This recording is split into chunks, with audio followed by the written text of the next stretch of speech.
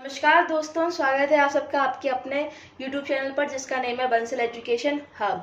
Friends, अगर अभी तक आपने मेरे इस चैनल को सब्सक्राइब नहीं किया है तो जल्द से जल्द सब्सक्राइब कीजिए और साथ ही साथ बेल आइकन को भी प्रेस कर दीजिए ताकि मेरे आगे आने वाली वीडियोस की नोटिफिकेशंस आपको जल्द से जल्द मिलती रहें। और फ्रेंड्स, अगर आपने अभी तक मेरी इस वीडियो को लाइक नहीं किया है जल्द से जल्द लाइक कीजिए और साथ ही साथ शेयर भी कीजिए अपने फ्रेंड्स के साथ ताकि उनको भी इस वीडियो का बेनिफिट मिलता रहे। तो फ्रेंड्स, आज की जो वीडियो है वो है क्लास 12 के लिए। क्लास 12 में आज हम लोग डिस्कस करने जा रहे हैं बिजनेस स्टडीज चैप्टर नंबर 1 यानी कि nature and significance of management. Friends, ये मेरी पहली वीडियो है उस चैप्टर के ऊपर, तो आप बिल्कुल मिस मत कीजिए और जल्द से जल्द मैं वीडियो को स्टार्ट करती हूँ। सो फ्रेंड्स, इस वीडियो में हम लोग डिस्कस करने जा रहे हैं business studies chapter number 1 class 12 के फर्स्ट चैप्टर को, जो कि हमारा nature and significance of management. अब देखिए फ्रेंड्स, यहाँ पर मैंने मैनेजमेंट को दो कॉन्सेप्ट के अकॉर्डिंग डिवाइड कर रखा है। पहला है मेरा ट्रेडिशनल कॉन्सेप्ट और दूसरा है मेरा मॉडर्न कॉन्सेप्ट। तो फ्रेंड्स, ट्रेडिशनल कॉन्सेप्ट क्या कहता है? That management is the art of getting things done through others. ये डेफिनेशन लिखी है मैरी पाकर फोलेट ने, मैरी पाकर फोलेट। अब देखिए ये क्या बोल रहा है? That management is an art. क्या है? एक कला। क्या है? आर्ट का मतलब कला। Of getting things done through others. आप जो काम है दूसरों से करवाने का, यानी कि दूसरों से काम करवाने की एक कला है मैनेजमेंट। तो फ्रेंड्स, ट्रेडिशनल कॉन्सेप्ट के अकॉर्डिंग ये ज़रूरी नहीं है कि आप इस डेफिनेशन को याद करें जो कि लिखी है मैरी पाकर फोलेट ने। आप हो सकता है इसे याद कर लें, ये आपके ऊपर है, बट ये कॉन्सेप्ट, ट्रेडिशनल कॉन्सेप्ट इतना पूछा नहीं जाता है। तो हम लोग मेन कॉन्सेप्ट पे आते हैं, दैट इज मॉडर्न कॉन्सेप्ट। तो फ्रेंड्स देखिए, management is the coordination of all the resources through the process of planning, organising, directing and controlling in order to attain stated objectives. अब देखिए ये जो डेफिनेशन है वो लिखी है किसने? F.W. टेलर ने। F.W. टेलर। फ्रेंड्स, ये बहुत ज़्यादा इजी और अच्छी डेफिनेशन है अगर आप इसे याद करते हैं तो। देखिए फ्रेंड्स, क्या है ये? मैनेजमेंट क्या है? कोऑर्डिनेशन है। क्या है? कोऑर्डिनेशन। किसका? रिसोर्सेज का। कोऑर्डिनेशन रिसोर्सेज का किस प्रोसेस के थ्रू? जो कि हमारा planning, organising, directing and controlling के थ्रू, जिससे कि हम लोग जो हमारा ऑब्जेक्टिव है उसको अटेन कर सकें, अचीव कर सकते हैं। क्या कर सकें? अचीव कर सकें। ठीक है, तो बहुत इजी डेफिनेशन है। मैं एक बार और बोलती हूँ that according to F.W. Taylor, management is the coordination of all the resources through the process of planning, organizing, directing and controlling in order to attain stated objectives। ठीक है, तो फ्रेंड्स देखिए, मैंने यहाँ पे ऑथर वाइज लिखी हुई definition दो ले रखी हैं क्योंकि मैं आपको पहले भी बता चुकी हूँ कि एग्जामिनेशन टाइम पर हमारा दिमाग, जो बच्चों का दिमाग होता है, वो काम नहीं करता है, तो इसकी वजह से आप हो सकता है एक डेफिनेशन भूल जाएं। तो फ्रेंड्स, इसीलिए बाय चांस हम लोगों को दूसरी डेफिनेशन हमें याद रखनी चाहिए ताकि अगर हम एक डेफिनेशन भूल जाते हैं तो हम लोग दूसरी डेफिनेशन लिख के आ सकें। और अगर आपको दोनों ही याद है तो आप दोनों ही लिख के आ सकते हैं क्योंकि ये आपका प्लस पॉइंट होगा पेपर में। ठीक है, देखिए दूसरी जो डेफिनेशन है वो है मारी एंड डॉल्गस की। देखिए इन्होंने क्या बोला है? That management is the process. Management क्या है? एक process by which a cooperative group directs action, यानी कि एक कोऑपरेटिव ग्रुप, यानी कि कुछ लोगों का group directs action of others, दूसरों के एक्शंस को डायरेक्ट करता है, एक वे प्रोवाइड करता है टुवर्ड्स कॉमन गोल, एक कॉमन गोल की तरफ, एक कॉमन गोल की तरफ। यानी कि मैनेजमेंट एक प्रोसेस है जिसमें कि एक कोऑपरेटिव ग्रुप दूसरों के एक्शंस को डायरेक्शन प्रोवाइड करता है एक कॉमन गोल की तरफ। ठीक है, तो बहुत इजी डेफिनेशन है that according to Mary and Dolgus, management is the process by which a cooperative group directs actions of others towards common goal. या फिर फ्रेंड्स, अगर आप लोग ऑथर वाइज डेफिनेशन याद नहीं करना चाहते हैं तो we can also say that according to modern concept के according management is a process, management एक ऐसा प्रोसेस है of getting things done with the aim of achieving goal effectively and efficiently. यानी कि मैनेजमेंट एक ऐसा प्रोसेस है जिससे आप अपना काम करवा सकते हैं, किस एम से? गोल को अचीव करने के एम से, that to be effectively and efficiently. अब देखिए इफेक्टिवली का मतलब क्या है? आप अपने गोल को ऑन टाइम अचीव कर रहे हैं, ऑन टाइम अचीव कर रहे हैं। इफिशिएंटली का क्या मतलब है? प्रॉपर यूटिलाइजेशन ऑफ रिसोर्सेज, यानी कि इफेक्टिवली आप अपने गोल को टाइम पर अचीव कर रहे हैं, साथ ही साथ जो आप अपने गोल के लिए जो रिसोर्सेज यूज कर रहे हैं आप उसका प्रॉपर यूटिलाइजेशन भी कर रहे हैं। That is effectively and efficiently. आप इफेक्टिवली को याद कर सकते हैं, इफेक्ट लास्ट में टी आ रहा है तो टी से क्या हो जाएगा हमारा टाइम, तो ये रिमेम्बरेंस में इजी होगा दैट इफेक्टिवली जो है वो टाइम से डील करता है एंड देन एफिशिएंटली जो है वो रिसोर्सेज से डील करता है, that is proper utilisation of resources से डील करता है। तो फ्रेंड्स हमारा जो नेक्स्ट टॉपिक है, हम लोग कैरेक्टरिस्टिक पढ़ने वाले हैं, किसकी? मैनेजमेंट की। किसकी? कैरेक्टरिस्टिक बोलो या फीचर्स बोलो। तो इसमें हमारे टोटल 7 पॉइंट्स हैं, हम लोग इन्हें डिस्कस करते हैं। तो देखिए फ्रेंड्स, हमारा पहला पॉइंट क्या है? Management is a goal oriented process. Management क्या है? वो गोल ओरिएंटेड प्रोसेस। अब गोल ओरिएंटेड कैसे? देखिए, मैनेजमेंट के जितने भी फंक्शंस हैं, मैनेजमेंट के जितने भी फंक्शंस हैं वो किसके लिए काम करते हैं? अपने गोल को अचीव करने के लिए। किसके लिए? गोल अचीवमेंट। जितने भी फंक्शंस मैनेजमेंट के हैं वो किसके लिए काम कर रहे हैं? हमारे गोल को अचीव करने के लिए, अपने गोल को अचीव करने के लिए। इससे क्या है दैट वो साफ साफ नजर आ रहा है, मैनेजमेंट जो है वो गोल ओरिएंटेड प्रोसेस है, यानी कि इसमें आपको अपने गोल को अचीव करना होता है, गोल ओरिएंटेड प्रोसेस है। देन हमारा दूसरा पॉइंट है मैनेजमेंट इज परवेसिव। मैनेजमेंट जो है परवेसिव है। तो फ्रेंड्स परवेसिव को हम बोल सकते हैं यूनिवर्सल। यूनिवर्सल, ठीक है।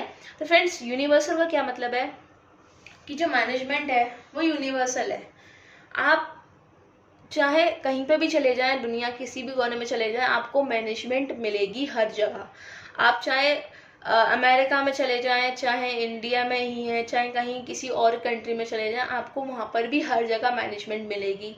आप इंडिया के अंदर ही अगर आप अलग अलग सिटीज़ में चले जाएं, आप अलग उन सिटीज़ के अंदर आप अलग अलग होटल्स में भी चले जाएं, तो आपको वहाँ पे भी मैनेजमेंट मिलेगी। कहने का मतलब ये है कि मैनेजमेंट हर जगह प्रेजेंटेबल है, ठीक है। देन हमारा थर्ड पॉइंट है मैनेजमेंट इज मल्टी डायमेंशनल। देखिए, मल्टी डायमेंशनल मतलब है कि मैनेजमेंट कोई सिंगल एक्टिविटी नहीं है। क्या है? क्या नहीं है? सिंगल एक्टिविटी नहीं है, सिंगल एक्टिविटी नहीं है। इसके अंदर 3 मेन एक्टिविटीज इन्वॉल्व होती हैं। सिंगल एक्टिविटी तो नहीं है ये, हमारी 3 मेन एक्टिविटीज इन्वॉल्व होती है इसके अंदर, ठीक है। अब देखिए कैसे। पहला है हमारा management of work, management of people and then management of operations. तो देखिए मैनेजमेंट ऑफ वर्क क्या है? मैनेजमेंट ऑफ वर्क क्या है? अब हर ऑर्गेनाइजेशन का गोल होता है कि वो कोई ना कोई उसका एक गोल होता है कि वो कुछ ना कुछ अचीव कर सके, यानी कि हर ऑर्गेनाइजेशन के कोई ना कोई गोल्स होते हैं, कोई ना कोई ऑब्जेक्टिव सेटअप होते हैं। अब देखिए ऑर्गेनाइजेशन का गोल किस पर डिपेंड करता है? द टाइप ऑफ वर्क वो जो कर रहे हैं, यानी कि जो टास्क है वो किस पर डिपेंड कर रहा है? वर्क पे, यानी कि नेचर ऑफ बिजनेस पे। आपका जो वर्क है वो किस नेचर का है, ठीक है। देखिए मैं आपको एग्जाम्पल से समझाती हूँ। तो देखिए जैसे कि एक ऑर्गेनाइजेशन है, मैं ऑर्गेनाइजेशन को लेके चलती हूँ एग्जाम्पल में, कि स्कूल है। स्कूल का काम क्या है कि वो एजुकेशन प्रोवाइड करता है। अब देखिए स्कूल एजुकेशन प्रोवाइड कर रहा है, तो हमारा नेचर ऑफ बिजनेस क्या है? स्कूल। क्या हो गया हमारा नेचर ऑफ बिजनेस? स्कूल। उसका काम क्या है? एजुकेशन को प्रोवाइड करना।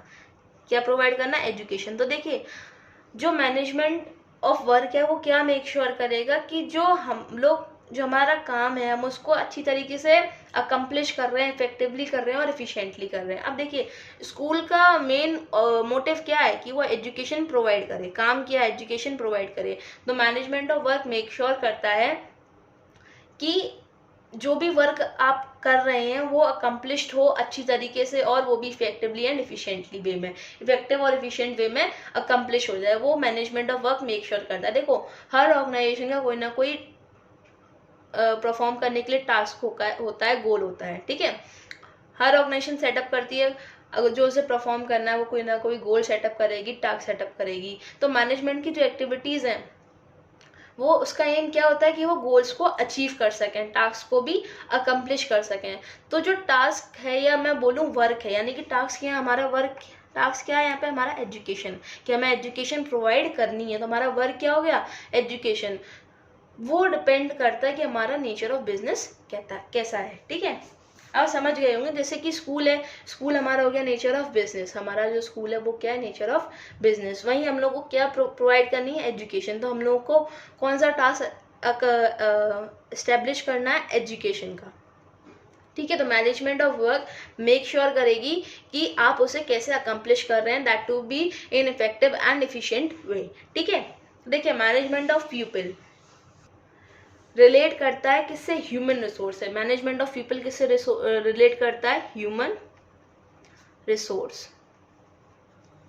किससे रिलेट करता है, ह्यूमन रिसोर्स से मैनेजमेंट ऑफ पीपल रिलेट करता है। अब देखिए आपके यहाँ पे आपकी ऑर्गेनाइजेशन पर काम करने वाले एम्प्लॉयज, वो लोग आपकी कहीं ना कहीं एसेट्स हैं, क्योंकि उन्हीं के काम की वजह से आपकी ऑर्गेनाइजेशन में प्रॉफिट हो रहा है।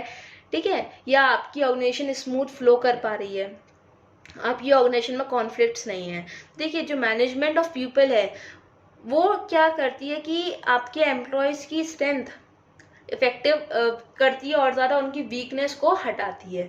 तो आपको देखो, मैं अगर आप ह्यूमन रिसोर्स से डील कर रहे हैं तो आपको कहीं ना कहीं अपने एम्प्लॉयज़ का टेक केयर भी रखना पड़ेगा, उनकी इंडिविजुअल नीड्स का भी टेक केयर रखना पड़ेगा, और साथ ही साथ ग्रुप ऑफ पीपल को भी टेक केयर रखना पड़ेगा। देखो अपने एम्प्लॉयज़ का ध्यान रखना, ये है मैनेजमेंट ऑफ पीपल। बहुत सिंपल वर्ड्स में बता रही हूँ, अपने एम्प्लॉयज़ का ध्यान रखना, यानी कि ह्यूमन रिसोर्स हम लोगों का क्या हो जाता है, एम्प्लॉयज़ जो हमारे यहाँ स्टाफ काम कर रहा है उनका ध्यान रखना, उनकी इंडिविजुअल नीड्स का ध्यान रखना, वो क्या हो जाता है हमारा मैनेजमेंट ऑफ पीपल।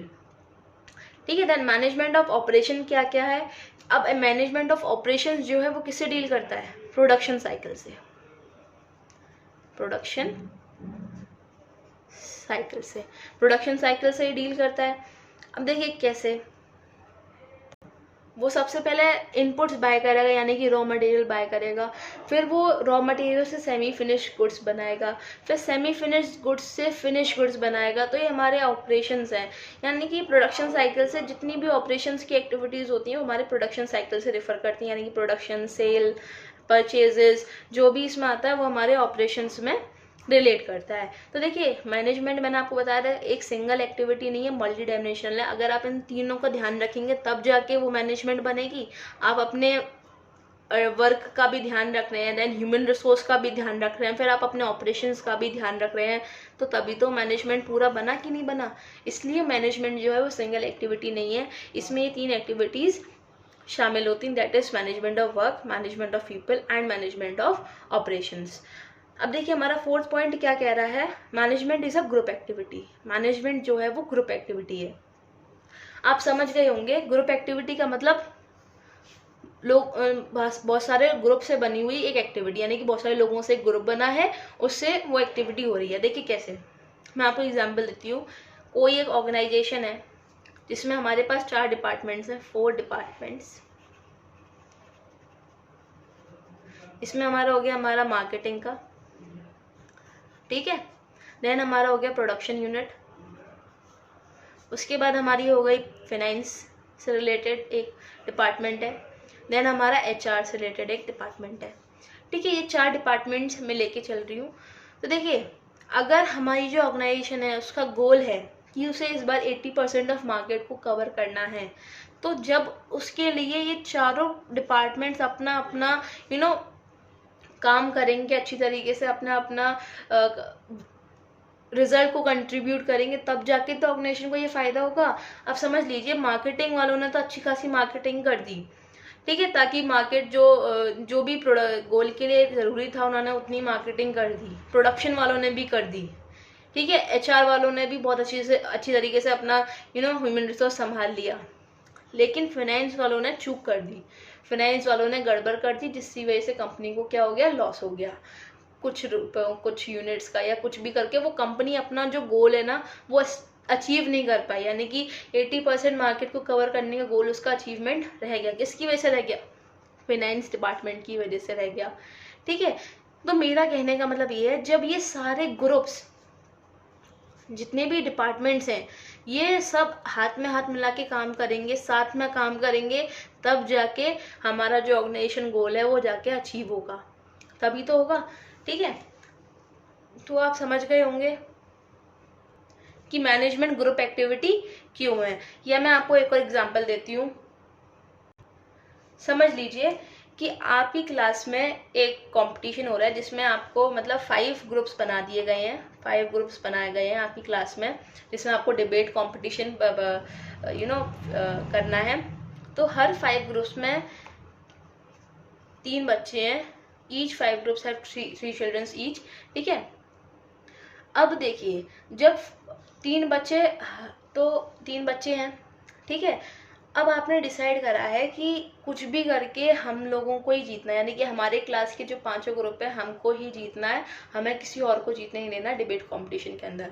देखिए इसमें हर बच्चा कहीं ना कहीं अपना रोल प्ले करेगा। मैंने ऐसे बताया कि 5 ग्रुप्स हैं, 2 3 4 5, इसमें हर में 3-3 बच्चे हैं, यानी कि इसमें हर एक इंडिविजुअल ही अपना रोल प्ले करेगा।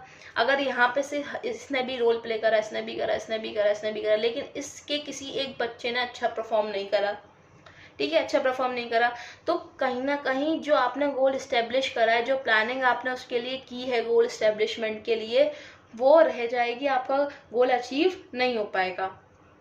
ठीक है, यानी कि जो ग्रुप एक्टिविटी इसलिए ताकि हर एक, यानी कि इंडिविजुअल का परफॉर्मेंस भी इसमें मैटर करता है, इंडिविजुअल का रोल प्ले भी इसमें मैटर करता है। जैसे कि मैंने यहाँ बताया कि फाइनेंस वालों ने अपनी परफॉर्मेंस बेटर नहीं करी थी, इनकी वजह से हमारा गोल रह गया। हो सकता है इस डिपार्टमेंट की गलती ना हो, इस डिपार्टमेंट के अंदर किसी एक इंडिविजुअल की गलती हो, जिसकी वजह से हम लोग का गोल अकम्प्लिश नहीं हो पाया, हम अचीव नहीं कर पाए, यानी कि एक ग्रुप एक्टिविटी है मैनेजमेंट। ठीक है, then management is a continuous process. Management जो है वो एक कंटिन्यूस प्रोसेस है।